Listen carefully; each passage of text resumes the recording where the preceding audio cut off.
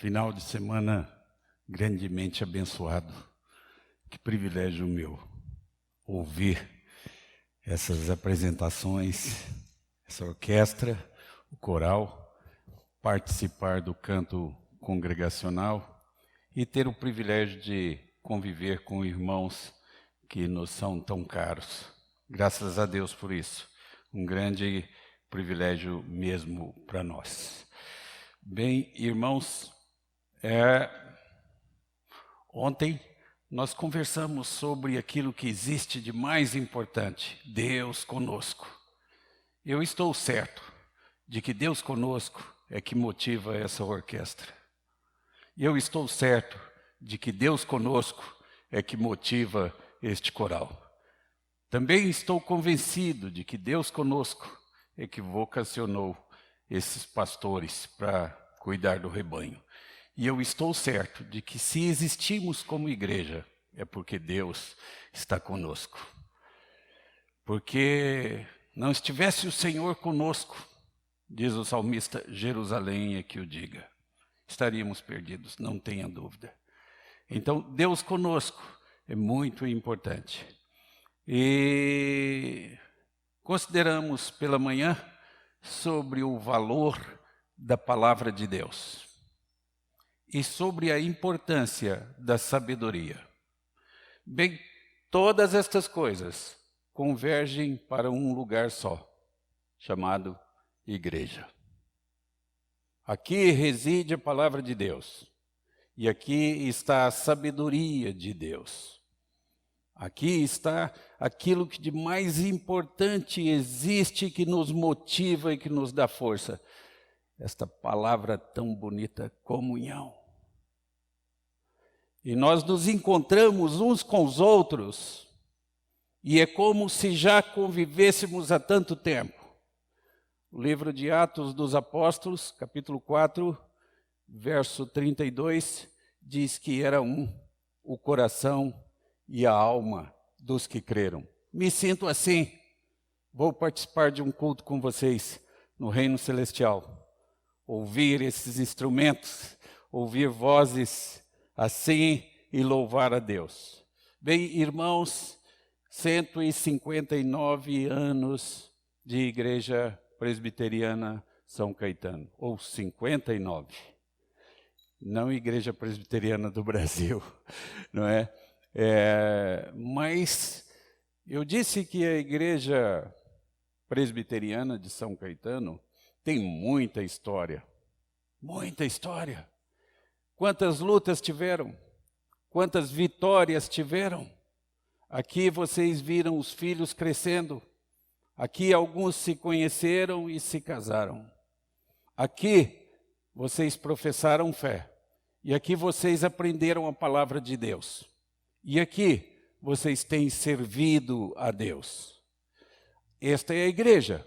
Não são as paredes, mas a comunhão de vocês.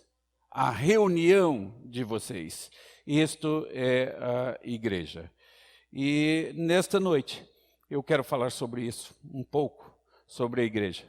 Para tanto, eu gostaria de ler no livro de Apocalipse, o capítulo é o de número 3. O capítulo é o de número 3. Nós leremos do verso 7 até o verso 13. Capítulo 3 de Apocalipse, do verso 7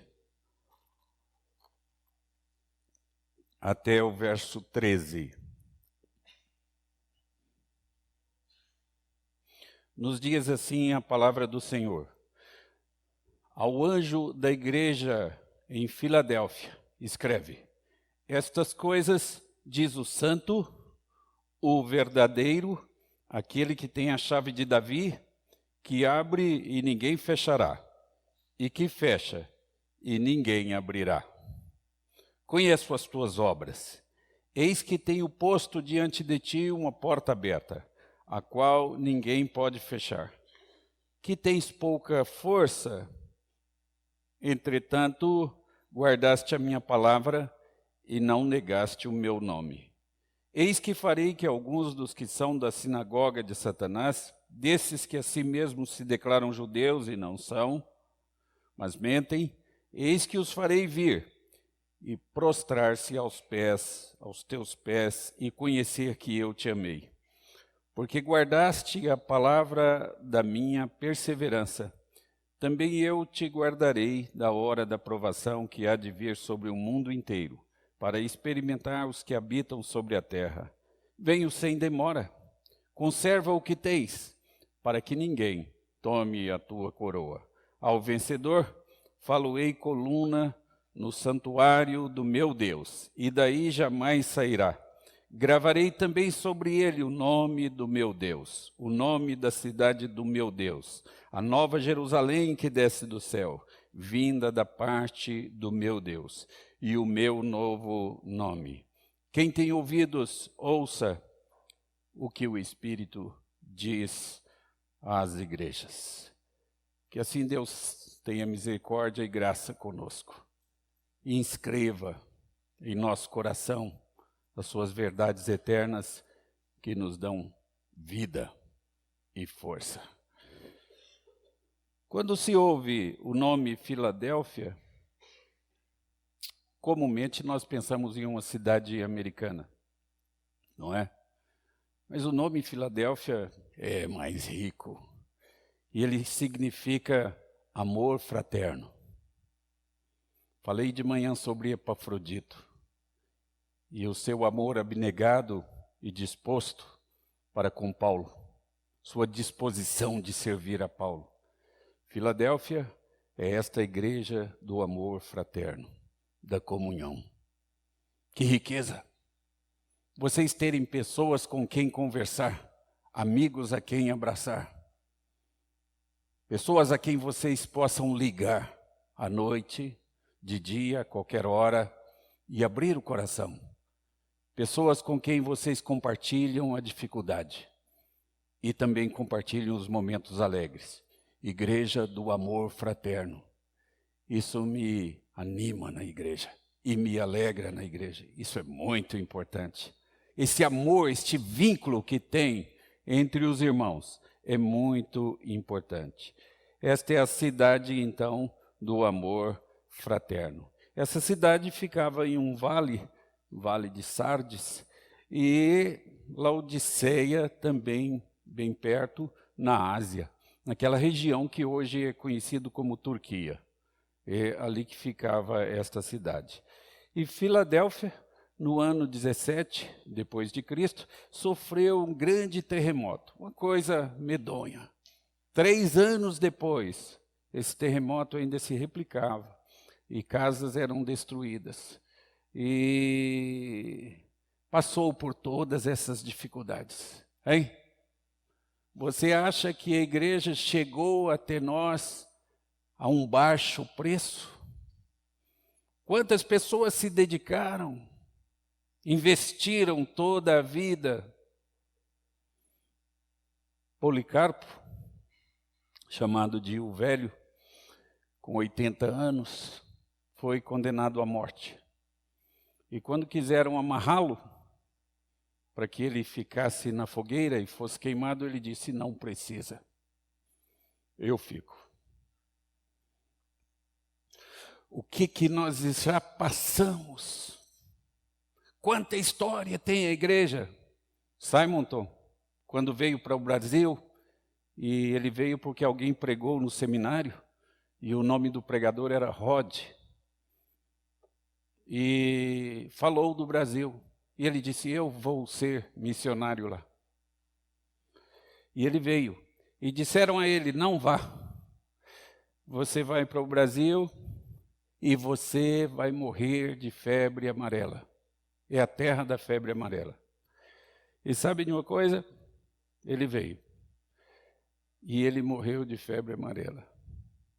Hoje nós sentados aqui, ar-condicionado, música boa, bancos confortáveis, comunhão animadora. Nós não imaginamos o preço pago por nossos irmãos no passado para que nós chegássemos até aqui. E então completamos 59 anos de bênçãos, de coisas boas. Na verdade, nunca sofremos muitos martírios. Na verdade, Deus tem nos sustentado. Somos agradecidos por isso? Pois bem, irmãos, esta igreja de Filadélfia passou por todas essas dificuldades. E depois deste grande terremoto, ela mudou de nome a cidade, passou a ser chamada de cidade de Nova Cesareia, mas mesmo assim as pessoas ainda chamavam de Filadélfia. E por que razão?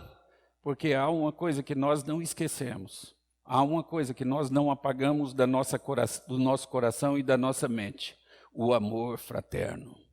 Portanto, essa cidade, mesmo tendo o nome oficialmente mudado, não conseguiu perpetuar esse novo nome. Continuou sendo Filadélfia. Como também os anos hão de passar, as dificuldades sobrevirão, as vitórias também, mas este amor da igreja não passa. Vocês, os novos, vão ficar velhos. E os velhos aí estão e lembram do amor fraterno desde a mocidade. Isso é o que Deus nos deu. Este é o cimento que fortalece a igreja. Bem, irmãos, então vamos aqui a esta carta escrita por Jesus para esta igreja aqui. Como é o começo da carta? Acompanhe aí. Ao anjo da igreja em Filadélfia escreve: estas coisas diz o santo, o verdadeiro, aquele que tem a chave de Davi, que abre e ninguém fechará, e que fecha e ninguém abrirá. Então, começa a carta com a apresentação de quem está escrevendo. Eu estou produzindo essa carta, Jesus diz aqui. E neste caso, o escritor da carta é o próprio Deus, é Jesus Cristo. Gostaria você de receber uma carta pessoal do próprio Jesus Cristo? Pois é, esta aqui é uma carta para você. É uma carta para a igreja de amor fraterno, uma carta importante. Ele escreve, João, aquilo que Jesus manda. Quem dita é Jesus, e ele escreve. Então, esta carta começa com um quadro de Jesus. Esse é o tema central do livro de Apocalipse, Jesus. Pessoas há que pensam que Apocalipse não é um livro para ser estudado, porque não pode ser compreendido, porque é muito difícil. Seria verdade isso? O nome do livro, em grego, e também em inglês, é revelação. Agora, se é uma revelação, é porque pode ser entendido. Que revelação seria se não pudesse ser entendido?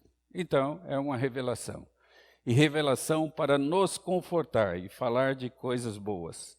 E a verdade é que este é um livro, na verdade, sobre Jesus. Quem não vê Jesus como tudo neste livro, não o entendeu.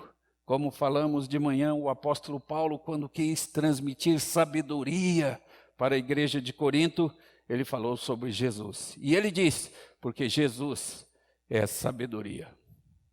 É isso que nós pregamos, Jesus. Quantas coisas já aprendi na igreja. Quantas verdades. O que sustentou a minha vida, na verdade, foi a palavra de Deus sempre. Como sou devedor à palavra de Deus. Quando eu quis saber como educar os meus filhos, busquei os ensinamentos na palavra de Deus. Quando quis saber como devia me comportar com minha esposa, busquei os ensinamentos na palavra de Deus. Quando quis entender o que era ser adulto, busquei os ensinamentos na palavra de Deus. Ela é tudo para nós. Então eu entendo perfeitamente a colocação do salmista. Uma coisa eu peço ao Senhor, e a buscarei, que eu possa estar na casa do Senhor todos os dias da minha vida, para meditar no seu templo, para contemplar a beleza do Senhor e para meditar no seu templo. Quem não gosta da igreja, não pode ir para o céu, porque no céu é uma igreja só. Todos nós servindo a Deus, servindo a Jesus Cristo, andando ao lado de Jesus Cristo. Então eu entendo também perfeitamente a colocação do apóstolo Paulo, muito difícil a colocação do apóstolo Paulo. Quando ele fala lá no capítulo 1 da carta aos Filipenses, no verso 21, e ele diz assim: morrer para mim é lucro, é ganho. O que ele quis dizer com isso? Morrer é ganho. Eu já disse que nós só sabemos sobre o céu até onde aguentamos, sem querer apressar as coisas. Então, ele disse: morrer para mim é ganho. Por que ele disse isso? Eu acredito que ele falou assim, porque, primeiramente, quando nós morremos, nós deixamos aqui tudo o de que não precisamos. Deixamos um corpo velho cansado. Deixamos aqui orgulho. Deixamos aqui vaidade. Deixamos aqui as coisas materiais que nós nos preocupamos tanto com elas e ajuntamos e depois morremos rico. Morrer rico é falta de criatividade, né? Vamos combinar, não é? E quando nós morremos, nós deixamos tudo aqui, o de que não precisamos. Por isso ele disse: morrer para mim é ganho. Segunda coisa, ele disse: morrer para mim é ganho. Porque quando nós morremos, nós levamos a única coisa de que nós precisamos: a nossa fé. A única coisa que precisamos. Falei de manhã que Deus é um Deus de exclusividade. Povo de propriedade exclusiva de Deus é o que nós somos. E então, quando nós partimos desta vida, levamos a única coisa de que realmente precisamos: a nossa fé. Terceira coisa, porque ele disse que morrer é lucro. Porque quando morremos, nós vamos adquirir coisas que de outro modo não adquiriríamos. O quinteto que cantou, os instrumentistas e o coral. Há um hino que diz que às margens do rio andam os remidos com o Salvador. Você vai andar com Jesus lá. Tem outro modo de adquirir isso? E você vai falar com Jesus, falar com Ele. E Ele falar com você. É pouco isso? Então é isso que a igreja nos prepara. E é por isso que o apóstolo diz: morrer para mim é ganho. Não quero falar muito sobre isso, porque não quero incentivar ninguém nessa direção. Não é? Mas às vezes eu entendo bem o que o apóstolo diz, quando ele fala: por um lado eu tenho vontade de partir e estar logo com Deus. Ele disse: mas eu não vou, porque eu ainda quero pregar o evangelho para vocês. Então a razão para ficarmos aqui ainda é pregar o evangelho. Irmãos, igreja é muito importante. Eu amo igreja. Igreja é uma coisa de valor inexplicável e inestimável. Amo igreja, amo hinos, amo o canto congregacional, amo a palavra de Deus, por essa razão. Bem, quem é que escreveu a carta? Veja aí no verso 1 que acabamos de ler. Aquele que é santo se dirigiu a mim. Aquele que é verdadeiro, que ele disse vai se cumprir, no verso 7 aí. E aquele que tem a chave de Davi. É interessante, mas no mundo antigo a chave representava a autoridade. Ou seja, o que ele está dizendo é que eu posso falar isso porque eu tenho autoridade para tanto. Você se lembra quando Jesus deu uma autoridade especial para Pedro?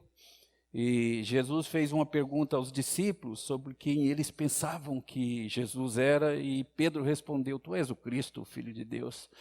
E então ele disse a Pedro, lá em Mateus, fez uma declaração linda. Dar-te-ei as chaves do reino dos céus. O que ligares na terra terá sido ligado no céu, e o que desligares na terra terá sido desligado. Isso é uma construção meio difícil na língua portuguesa, mas talvez, se a gente colocar da maneira seguinte, facilite um pouco. O que ligardes na terra terá sido ligado no céu. Talvez seja uma tradução mais adequada. Se alguma coisa está desligada no céu, está desligada daqui da terra também. E se uma coisa está ligada no céu, eu posso ligar aqui também. Mais ou menos isso que é a colocação de Jesus. Mas isso não é tudo. Nessa passagem, a chave é descrita como a chave de Davi. Isso nos leva de volta ao Antigo Testamento, aos dias de Isaías, novamente, no reino de Judá, quando as pessoas afastaram de Deus para adorar os seus próprios ídolos. E os líderes conduziram o povo a isso. Então, lá no capítulo 22 de Isaías, nós temos uma colocação sobre isso. Naquele dia, diz aí, chamarei a meu servo Eliaquim, filho de Ilquias, vesti-lo-ei da tua túnica. Capítulo 22, verso 20 em diante. Cingi-lo-ei com a tua faixa, e lhe entregarei nas mãos o teu poder. E ele será como pai para os moradores de Jerusalém, e para a casa de Judá. Porei sobre o seu ombro a chave da casa de Davi. Ele abrirá, e ninguém fechará. Fechará, e ninguém abrirá. Isso significa o seguinte, que se Eliaquim desse acesso ao rei a uma pessoa, ela iria ao rei. Aqui ele é um tipo de Jesus Cristo, um símbolo de Jesus Cristo. E se ele fechasse a porta para que a pessoa não fosse ao rei, ela não iria. Quando ele abre, ninguém fecha, e quando ele fecha, ninguém abre. Então, ele representava Jesus, porque Jesus tem a chave de Davi. E ele dá acesso à presença do Pai, a nós. E diz, ninguém fecha essa porta. É garantido. Então, deixa eu falar umas coisas que quando eu as digo, e eu tenho que dizer glória a Deus. Abra a Bíblia de vocês em Efésios 2, no verso 6. Efésios 2, no verso 6. Carta de Paulo aos Efésios, o capítulo é o de número 2 e o verso é o de número 6. E aí nós lemos assim, e juntamente com ele nos ressuscitou e nos fez assentar nos lugares celestiais. Eu tenho um problema com esse texto. É que eu não morri ainda. Como é que ele já me ressuscitou? Como é que ele já me fez assentar nos lugares celestiais? Eu não estou lá ainda. Ah? Não é assim? Bem, na língua hebraica tem uma característica interessante. Não tem tempo presente. Os verbos indicam qualidade de ação e não tempo da ação. Então, filosoficamente está certo, porque tempo presente não existe, né? Se eu falar, é agora, já passou. E se eu falar, é daqui a pouco, é futuro. Então, tempo presente não existe. O que é tempo? Tempo vou definir como sendo uma sucessão de momentos. Sucessão de momentos. Isso é tempo. Mas não tem tempo presente. Ou as coisas já aconteceram, ou elas vão acontecer. Embora seja assim, nós só vivemos no presente. Embora ele não exista, só vivemos no presente. Qual a diferença de tempo para a eternidade? Eternidade, o tempo foi criado lá em Gênesis 1. No princípio criou Deus. Princípio, foi criado lá. Aí, eternidade significa que tudo é presente. É por isso que Deus se apresenta como o eu sou. Porque tudo é tempo presente. Então Jesus diz que eu sou o alfa e eu sou o ômega. Ele não diz assim, eu fui o alfa e eu serei o ômega. Ele não diz isso. Eu sou o alfa e eu sou o ômega. Significa dizer o seguinte: hoje não é que ele se lembra do dia da criação. O dia da criação é presente diante dele. E não é que ele sabe o que vai acontecer no dia do juízo. Não. O dia do juízo é tempo presente para ele. Hã?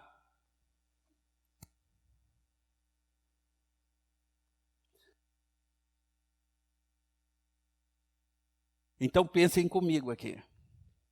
Não é que é certa a sua salvação, não. É que do ponto de vista de Deus, você já está no céu. Não é para dizer glória a Deus? Não é que é certa a sua salvação. Não. Do ponto de vista de Deus, você já está lá. Já está no céu. Que coisa maravilhosa. Então, se você entender isso, você entenderá Romanos, capítulo 8, lá que ele nos predestinou, nos conheceu, nos predestinou, nos justificou e diz lá, nos glorificou. Ora, no passado, você já está glorificado? Sim, do ponto de vista de Deus, você já está glorificado. Não é rico igreja? Igreja é onde nós viveremos. E tem um detalhe aqui, uma porta aberta que ninguém pode fechar. Muita gente tentou impedir a igreja na história. Ninguém conseguiu. Ela sempre vitoriosa, sempre vencendo. É a igreja de Cristo. E quando eu falava do tempo da igreja aqui, desde 1859, hoje nós temos igreja em todas as cidades do Brasil, mais de uma. Muitas igrejas. Ninguém pode fechar essa porta. Eu me alegro nisso. E eu vejo igrejas pequenas, elas se tornam grandes. É a chave. Ninguém pode. Você é vitorioso por essa razão. Bem, irmãos, ela tem uma porta aberta. O problema é que nem todos veem essa porta, essa oportunidade. Depende da perspectiva. Se você sabe que Deus está no controle e sabe que todas as coisas cooperam para o bem daqueles que amam a Deus, você é feliz, porque a sua vida está nas mãos de Deus. E ninguém poderia traçar um caminho melhor do que aquele que Deus traçou. Agora, pregação consiste de 5 coisas. Se a pregação não for essas 5 coisas, a pregação está errada. Então lembrem-se disso. E eu sei que os pastores de vocês cuidam disso. Mas pregação é ler o texto. Guardem isso. Depois, explicar o texto, confirmar o texto com outros textos, ilustrar o texto e aplicar o texto. Em outras palavras, pregação é só o texto, só a Bíblia. Isso é pregação da palavra de Deus. E às vezes algumas pessoas não veem essa porta aberta. Então deixa eu ilustrar isso. Um vendedor de sapatos foi mandado para uma cidade no interior, povo muito pobre e lugar afastado. Então, uma semana depois, ele mandou uma carta para a matriz. Pode enviar um caminhão e eu quero voltar para casa, porque aqui não se vende sapato. O povo aqui nem usa sapato. Então, aqui não tem futuro. Vamos voltar. A matriz mandou outra pessoa. Uma semana depois, ele também escreveu uma carta para a matriz e disse: mandem muitos caminhões de sapato. porque aqui o povo não tem sapato, ainda não conhece, e nós vamos ficar ricos aqui de vender sapatos. Cada um via por uma perspectiva, percebe? E igreja é uma aposta certa. Você não tem que questionar se vai dar certo ou não. Não! Tem uma porta aberta que ninguém fecha. Ninguém pode fechar. Se todos os demônios se juntassem para prejudicar uma igreja e desviar um único crente, não conseguiria. Não conseguiu com Jó. Não consegue hoje. Se Deus é por nós, contra nós. É a igreja. Como eu não deveria, eu poderia não amar a igreja. Uma coisa eu peço ao Senhor e a buscarei, que eu possa estar na casa do Senhor todos os dias da minha vida, para contemplar a beleza do Senhor e para meditar no seu templo. Irmãos, igreja é o que há, é o que existe de melhor para nós. Então, nenhum sistema religioso pagão, nem poder do Império Romano, e nenhuma catástrofe dos nossos dias, nem os judeus, nem impedimentos políticos, quaisquer que sejam, pode impedir a igreja. Se você está na igreja, você está em uma instituição vitoriosa e pronto. Ninguém pode fechar essa porta. Não há quem fecha, porque quem a abriu disse assim: toda a autoridade me foi dada nos céus e na terra. E eu gosto de saber isso, como eu amo ler o Salmo 14, Salmo 48, verso 14, quando ele diz assim, que este é Deus, o nosso Deus para todo sempre, e ele será o nosso guia até a morte. E quando Isaías diz, não temas, eu sou contigo, Deus falando, eu sou contigo. Isto é maravilhoso. Não tenho dificuldades? Tenho. Não passo por problemas? Passo. Mas quando eu tenho as minhas dificuldades e os meus problemas, onde eu me alimento? Na palavra de Deus. E este é Deus, o nosso Deus para todo sempre. E ele será o nosso guia até a morte. Então tenho muita preocupação com quem ainda não percebeu isso, porque está perdendo muita coisa. Igreja do amor fraterno, una-se, firme-se, apegue-se à igreja. Essa é a instituição vitoriosa que temos. E é tão importante, deixa eu dizer isso parece heresia. Então, quando eu falo que vou dizer uma coisa que parece heresia, convém se prestar atenção, porque talvez seja heresia. Então, vamos lá. Quando Deus olha para você aqui na terra, Ele te vê tão perfeito e tão puro quanto Jesus Cristo. Quando Ele olha para você na terra, Deus te vê tão perfeito e tão puro quanto Jesus Cristo é puro e perfeito. Por quê? O que é a igreja? Igreja é quando Deus pega a justiça de Cristo e coloca na sua conta. É pouco? A conta? E pega os pecados de vocês e coloca na conta de Jesus Cristo. Então foi por isso que Jesus disse assim, Deus meu, porque me desamparaste por causa dos seus pecados, dos meus pecados. E agora ele olha para mim e me vê mais alvo do que a neve, mais puro que qualquer outra coisa. Tão perfeito e tão puro quanto Jesus Cristo é puro e perfeito, porque a justiça de Cristo é colocada na minha conta. É pouco? Se eu vivesse ajoelhado, e se eu servisse a Deus noite e dia, toda a minha existência, dedicando-me incansavelmente ao trabalho dele, seria pouco. Não é por isso que eu sou salvo, é só pela graça. E é a bondade de Deus. Não haveria eu de amar a igreja do amor fraterno, que completa 59 anos. Bem, esta é a igreja de Filadélfia. Ok. é uma porta de oportunidade para um grande ministério. Ministério da música, ministério da pregação, da diaconia, daqueles que ajudam uns aos outros. Deus deu dons à igreja. Percebam isso. Os dons, nenhum dos dons foi dado para benefício nosso, de quem recebe o dom. Ninguém recebeu um dom para benefício seu. Quem ensina, não ensina para si.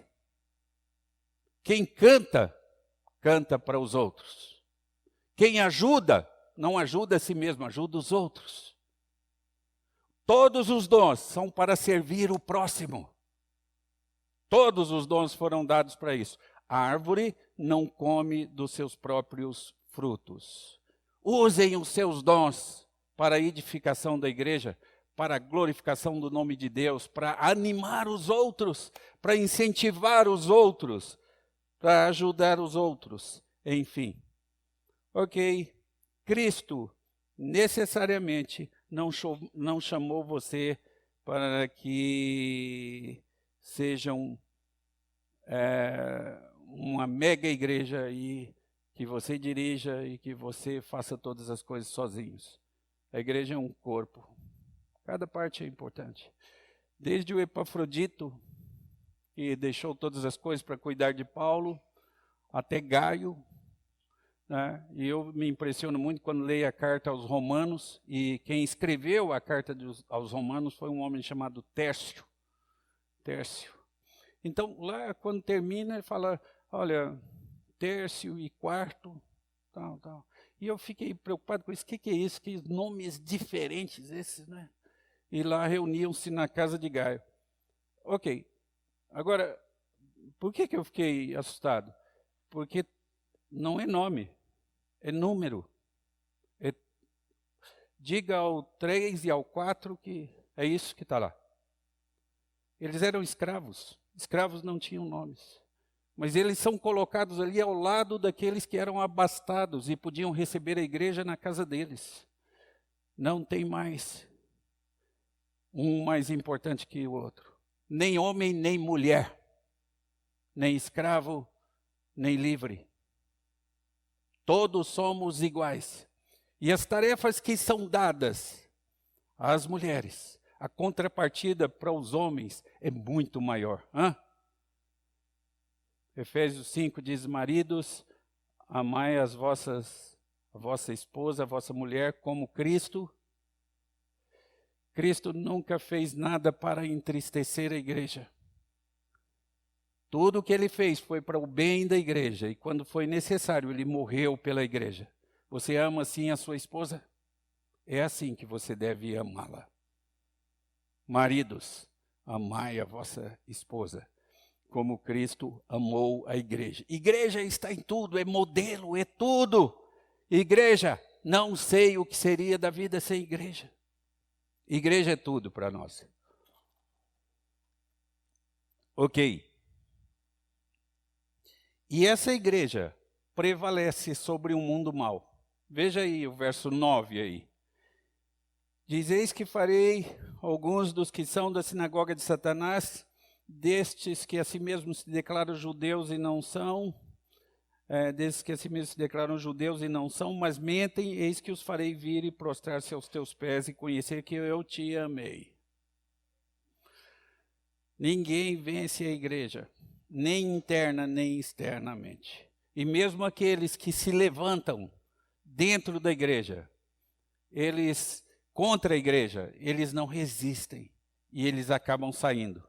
Se você ler a sua Bíblia na primeira carta de João, no capítulo 2, no verso 19, diz assim, saíram do nosso meio, porque não era dos nossos.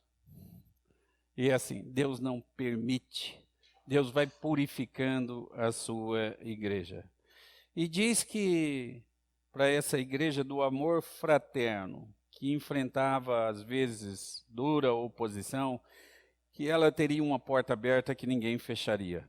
E a Bíblia diz isso de forma muito explícita, de forma muito clara. Bem, irmãos, Às vezes nós somos duros para aprender, tardios para aprender, de coração meio duro. E não era uma particularidade nossa, não é um privilégio nosso. O povo no Antigo Testamento também tinha disso, muito disso. E os profetas pregavam duramente. Eu às vezes fico impressionado, eu não teria coragem de pregar como Isaías pregou. Eu vou mostrar alguma coisa, mas no livro de Miqueias, no capítulo 6, os versos 6 a 8, veja como é que o povo se dirige a Deus. Olha se você se dirigiria a Deus assim. Muita gente lê essa passagem de Miqueias 6, de 6 a 8, dizendo que beleza de conversão, que povo, que consagrado a Deus, né? O texto diz assim: com que me apresentarei ao Senhor e me inclinarei ante o Deus excelso? Virei perante ele com holocaustos, com bezerros de 1 ano. Agradar-se ao Senhor de milhares de carneiros, de 10.000 ribeiros de azeite.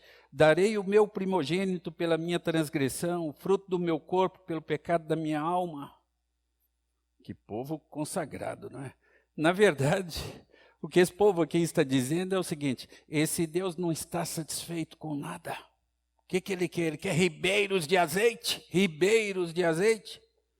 Ele quer milhares de carneiros. Eu vou dar o quê? O meu filho para morrer? É isso que esse povo quer? Essa aqui é a declaração mais atrevida que o povo já fez com relação a Deus. E então no verso 8, o profeta disse: não vou responder a vocês. E ele diz então para o povo, ele te declarou ao homem o que é bom e o que é que o Senhor pede de ti, senão que ames a justiça, que pratiques essa justiça, né? Senão que pratiques a justiça, ame a misericórdia e andes humildemente com o Senhor teu Deus. Eu acho que eu estaria entre aqueles a quem Isaías pregou, viu? Abram aí no livro de Isaías, capítulo 1. Eu seria um desses aqui, eu acho. Verso 2 e 3, diz assim: ouvi, ó céus, e dá ouvidos, ó terra, porque o Senhor é quem fala. Olha, o Senhor é quem fala, Isaías 1. Criei filho e os engrandeci, mas eles estão revoltados contra mim. E aí diz assim: o boi conhece o seu possuidor, o jumento o dono da sua manjedoura, mas Israel não tem conhecimento. O meu povo não entende. O que é que ele quer dizer com isso? Em qualquer lugar no mundo que se você chamar alguém de burro, significa isso mesmo, falta de entendimento. Então ele diz assim: o burro conhece quem o alimenta, o dono da sua manjedoura. Agora, o meu povo não. O que ele está dizendo?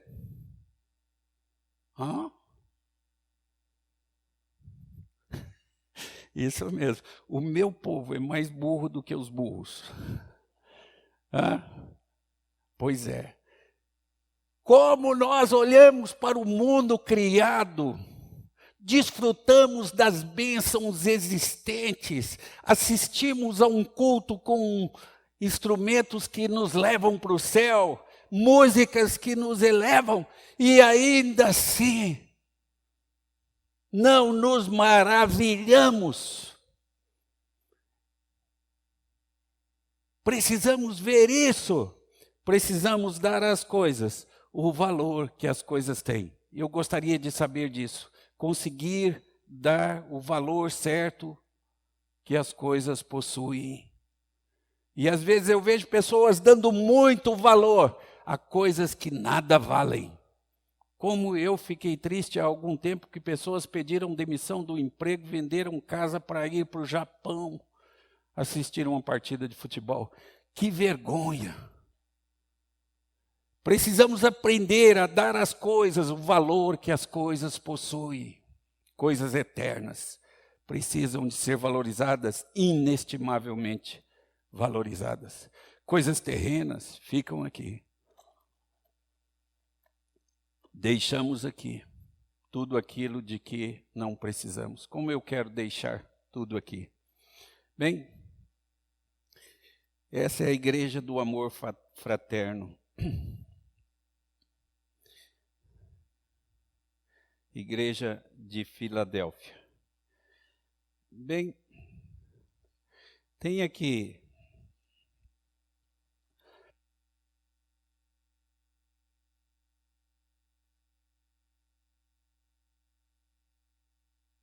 algumas coisas mais que eu quero destacar aqui. E ele fala para essa igreja de forma muito particular e amorosa, mas ele diz assim, aí dos versos 10 em diante de Apocalipse 3. Porque guardaste a palavra da minha perseverança, também eu te guardarei. Deus tem nos guardado. Eu te guardarei. É uma promessa de Deus. Deus não fala. E depois ele diz assim, ao vencedor falo-ei coluna no santuário do meu Deus. Isso me impressionou muito tempo, e daí jamais sairá. Gravarei também sobre nela o nome do meu Deus, e o nome da cidade do meu Deus, a nova Jerusalém que desce do céu, vinda da parte de Deus, e o meu novo nome. O que me chamou a atenção nisso? É que ao vencedor falo-ei coluna. Tá? Se você ir no livro dos reis, no primeiro livro, ir ao primeiro livro dos reis, o capítulo 7, você vê o templo, uma descrição do templo. E o templo tem 2 colunas logo na entrada. E é interessante que essas colunas chamam-se Joaquim e Boaz. Elas têm nome próprio, nome de gente. Já viu isso lá? Joaquim e Boaz, chamam as 2 colunas. E Joaquim significa Deus é quem coloca de pé. Quem colocou você de pé foi Deus. E Boaz significa dele é a força. Então, quando você entrava no templo, querendo ou não, você passava por aquelas colunas e já recebia esta mensagem.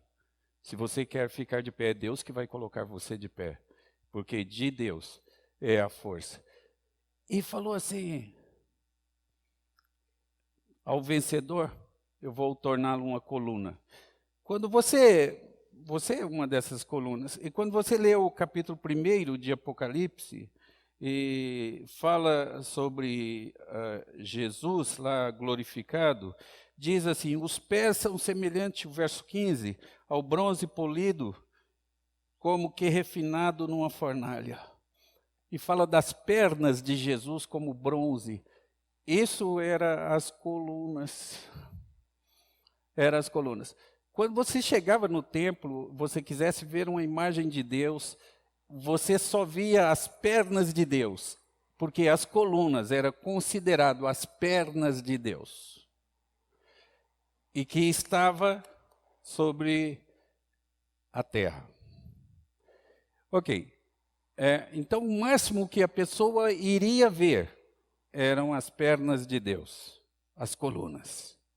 Por isso que Zacarias dá uma grande importância para essas colunas e gasta lá um meio capítulo explicando essas colunas, fantástico, coisa maravilhosa. E aí ele diz que você vai ser uma coluna. E ao vencedor, ele vai torná-lo uma coluna. O que quer dizer isso? Você é as pernas de Deus. Você é a igreja. A igreja é as pernas de Deus. É você que leva o evangelho.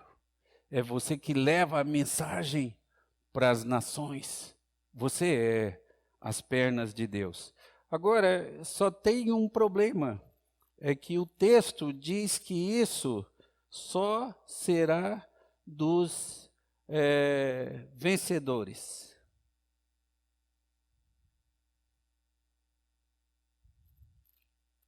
Só os vencedores é que terão este privilégio,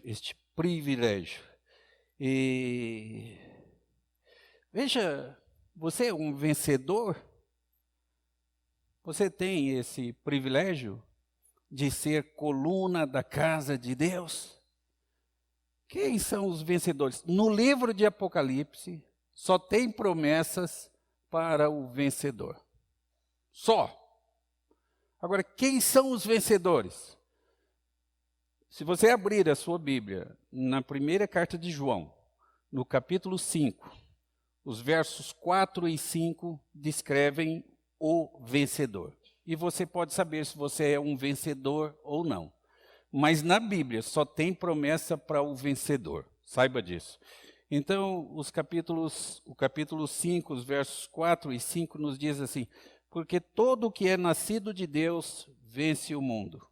E essa é a vitória que vence o mundo, a nossa fé.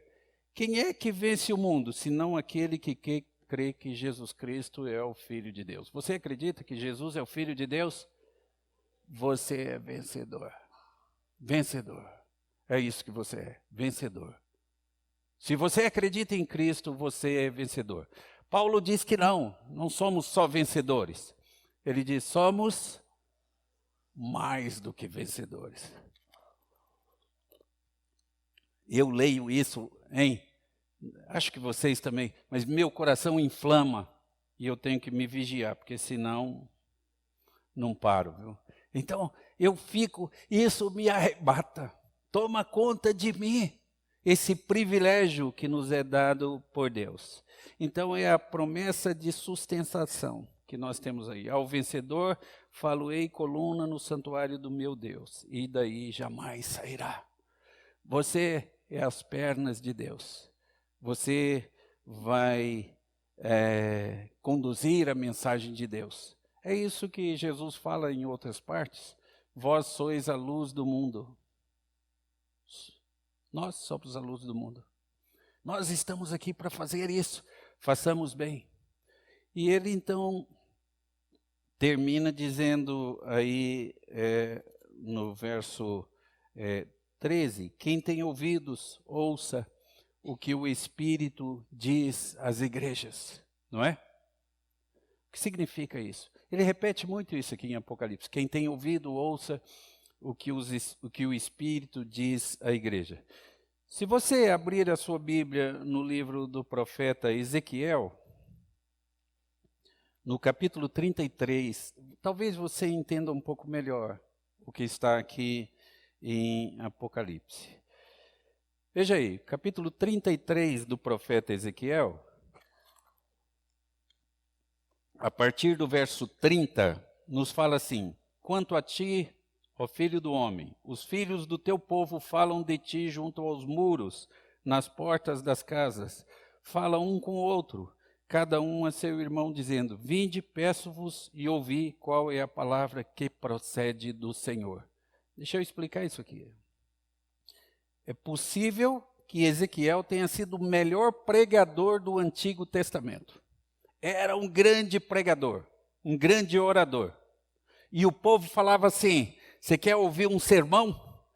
Vamos ouvir Ezequiel. Todo mundo falava. E gostava do sermão. Era ótimo pregador. E ele diz assim, eles vêm a ti como o povo costuma vir. Se assentam diante de ti como meu povo e ouvem as tuas palavras. Mas, detalhezinho, só um detalhe, não as põem por obra. Você já aconteceu isso com você? Você vem à igreja, você ouve um estudo, você ouve um sermão, você fala, é isso! Eu vou viver assim, tenho que viver assim. Mês que vem você não se lembra mais. Então é isso. Ouve. Uma vez eu, saindo da igreja, e uma senhorinha me parou, e eu percebi que durante o culto todo ela estava com a mão assim, no ouvido, né? E eu perguntei, o que foi que a senhora, sempre com a mão assim, ela disse, é para a mensagem não entrar daqui e sair daqui. Ela brincou comigo, né? Que era para a mensagem não entrar do lado. Lamentavelmente, nós sabemos tudo de Bíblia. Já falei, o nosso problema não é conhecimento. mas decisão de colocar em prática. O que é sabedoria? Definição de sabedoria: saber o que deve ser feito e fazer o que sabemos que deve ser feito. É ouvir e entender, e se aceitar, se acreditar naquilo, colocar em prática. Precisamos de nos tornarmos melhores. Perguntaram uma vez a um pregador a pessoa que ele mais admirava no mundo, e ele disse: a pessoa que eu mais admiro no mundo é o dono do Walmart. Ele disse. E perguntaram: por que razão? E ele disse assim: eu o conheço desde jovem, e cada dia da vida dele, ele é melhor do que o anterior. Deixa eu fazer uma pergunta para você. Do ano passado para hoje, em que você melhorou? Você tem melhorado com o que você aprende da palavra de Deus? Que tipo de fé que você abriga no seu coração? É aquela fé que existe no coração de Satanás, que não melhora a vida, que não transforma a vida? Quando você ouve a palavra de Deus, quem tem ouvidos para ouvir, ouça. Ponha em seu coração. Aplique ao seu coração. A igreja é isso. É a igreja que nos chama à ordem, que nos torna melhores. É a igreja que nos encaminha, é que nos santifica, é que nos dá este privilégio indizível da comunhão. 59 anos de igreja de São Caetano. Quantas pessoas edificadas? Quantas pessoas melhoradas? Quantos frutos produziu esta igreja? Vocês não saberão, senão no dia do juízo final. Não saberão. Há um hino que foi muito cantado na América do Norte, particularmente nos últimos 5 anos, toda a ocasião de Natal. E o hino falava sobre Maria. Sobre Maria. Será que Maria sabia quem ela estava educando? E o que ele seria para o mundo? Eu penso, esta igreja sabe dos frutos que aqueles que estão aprendendo aqui vão produzir no seio da família, no lugar de trabalho, no mundo em que vive. Tenham consciência disso. Façam o melhor que vocês puderem. Seja um Epafrodito para cada irmão. Ame-o, ajude-o, sofra com ele, se alegre com ele. Igreja do amor fraterno. É isso que somos. Então, que vivamos assim. Amém.